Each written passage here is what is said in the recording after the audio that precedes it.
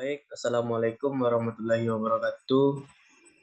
Perkenalkan, saya Khairi Habib dengan NIM 22338097. Di ini saya akan menjelaskan tentang casting proses manufaktur dengan dosen pengantar Bapak Wanda Afnison.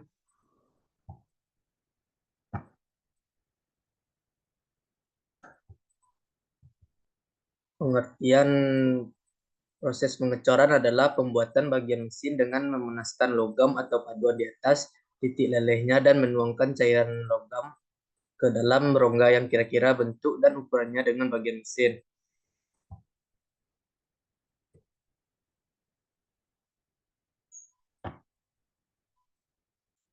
Proses pembuatan coran memerlukan yang pertama persiapan pola, yang kedua pembuatan cetakan dengan bantuan pola, yang ketiga peleburan logam atau paduan dalam tungku, yang keempat menuangkan logam cair dalam rongga cetakan, yang kelima memecahkan cetakan untuk mengambil kembali hasil coran, yang keenam membersihkan pengecoran dan memotong riser, runner, dan lain-lain. Operasi ini disebut dengan fiddling. Dan yang ketujuh, inspeksi pengecoran. Selanjutnya pola. Pola adalah replika dari casting yang dibutuhkan. Bentuk dan ukurannya mirip dengan produk akhir, tapi tidak persis sama. Biasanya cetakan dibuat dari pasir basah yang ditambahkan bahan pengikat untuk menyatukan partikel pasir. Pola tersebut kemudian ditarik dari dalam cetakan pasir sedemikian rupa sehingga cetakan atau rongga yang dibuat pada cetakan tidak rusak atau pecah sedikit pun. Akhirnya logam cair dituangkan ke dalam rongga ini dan dibiarkan mengeras dan didinginkan hingga suhu kamar. Jenis-jenis pola, yang pertama ada pola satu bagian atau padat, yang kedua pola belah, yang ketiga pola potongan longgar, yang keempat pola pelat korek api, yang kelima pola berpintu, dan yang keenam pola lainnya. Kemudian sifat-sifatnya. Yang pertama refractioniness, yang kedua permeability, yang ketiga Grandstand strike, yang keempat God flowability, yang kelima goal collapsibility. Selanjutnya pasir cetakan dan sifat-sifatnya. Di pabrik pengecoran, pasir digunakan untuk membuat cetakan. Pasir alami ditemukan di dasar dan tepian sungai menyediakan sumber yang melimpah. Meskipun pasir silika berkualitas tinggi juga ditambang, pasir secara kimia adalah silikon dioksida, CO, dalam bentuk butiran. Pasir sungai biasanya mengandung presentase tanah liat, kelembapan, pengotor non-logam, dan sedikit garam, magnesium, dan kalsium. Selain butiran silika, pasir ini setelah diolah dengan sesuai digunakan untuk pembuatan cetakan. Komposisi pasir cetakan segar dapat dilihat pada gambar. Teknik pembuatan cetakan. Yang pertama, letakkan separuh bagian bawah pola belahan di atas papan cetakan datar. Taburkan pasir perpisahan dan tempatkan kotak cetakan untuk menutup pola. Yang kedua, sebarkan pasir menghadap untuk menutupi pola. Isi sisa ruang dengan pasir pendukung dan kompakkan pasir dengan alat khusus. Yang ketiga, ratakan pasir, buat lubang ventilasi dengan alat ventilasi dan membalikkan kotak cetakan untuk membentuk kotak bawah. Yang keempat, tempatkan bagian atas pola.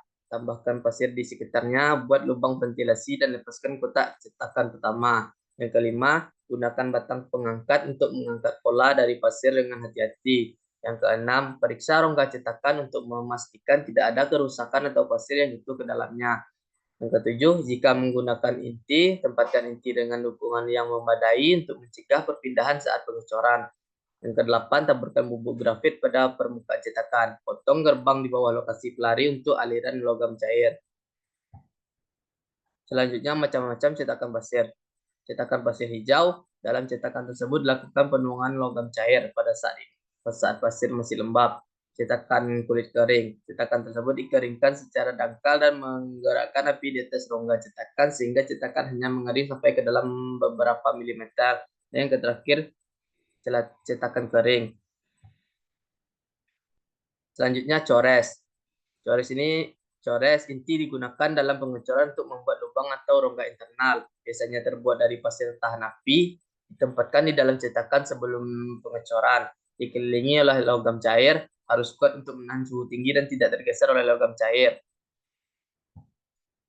Selanjutnya gerbang, lunar, dan riser. Sistem cutting adalah jalur di dalam cetakan tempat logam cair mengalir ke rongga cetakan. Ini dilengkapi dengan berbagai bagian seperti pelari, baskom tuang, dan riser. Tujuan dari sistem gerbang adalah untuk mengarahkan aliran logam cair secara terkontrol ke dalam cetakan, mencegah kerusakan pada cetakan, dan menjaga kualitas hasil cor. Riser atau lubang menampung logam cair digunakan untuk memberi tahu bahwa cetakan sudah penuh dan juga sebagai reservoir untuk memberi makan penyusutan yang terjadi selama pengecoran. Kubah. Logam dipanaskan melebihi titik lelehnya dalam tungku yang bisa berbahan bakar minyak, batu bara, atau listrik. Untuk logam yang membutuhkan kebersihan tinggi seperti paduan non ferros digunakan tungku listrik. Tungku berbahan bakar minyak atau batu bara digunakan untuk logam lain. Selanjutnya, konstruksi. Tungku kubah adalah metode ekonomis dan nyaman untuk menjadikan pasokan besi cor cair. Tungku ini menggunakan ongke sebagai bahan bakar yang merupakan jenis batu bara yang diproduksi dengan memanaskan batu bara uap dalam atmosfer inert. Kemudian operasi tungku kubah. Yang pertama, persiapan dan penyalaan. Yang kedua, pengisian tungku dan pemanasan. Yang ketiga, pelaburan dan pembuangan terak. Yang keempat, pencairan logam dan penuangan. Yang kelima, penambahan peromangan dan ferosilikon. Yang keenam, penyelesaian operasi dan pembersihan. Selanjutnya ada casting defect. Yang pertama, blowholes. Yang kedua, shrinkage cavity. Yang ketiga, misrun. Yang keempat, falsehood. Yang kelima, mismatch. Yang keenam, drop. Yang ketujuh, scape. Yang kedelapan, hot tear. Selanjutnya ada di casting. Step in di casting. Yang pertama, tutup dan kunci kedua bagian cetakan setelah melapisi permukaan rongga cetakan dengan mencuci cetakan. Yang kedua, suntikan logam cair di bawah tekanan ke dalam cetakan. Yang ketiga, pertahankan tekanan sampai logam mengeras. Yang keempat, buka bagian cetakan. Yang kelima, keluarkan casting bersama dengan runners, riser, dan lain-lain. Yang keenam, siklus di atas berulang. Kemudian ada metode di casting bertekanan digunakan pertama di proses ruang panas, yang kedua proses ruang dingin.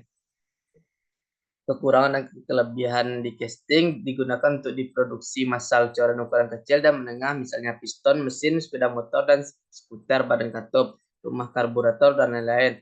Kedua, biaya awal pembuatan cetakan sangat tinggi. Ini adalah suatu kerugian. Yang ketiga, proses ini menghasilkan coran berkualitas tinggi dan bebas cacat. Baiklah, sekian hasil dari presentasi saya. Jika ada kesalahan, saya mohon maaf. Saya akhiri dengan wabillahi taufiq wal hidayah. Assalamualaikum warahmatullahi wabarakatuh.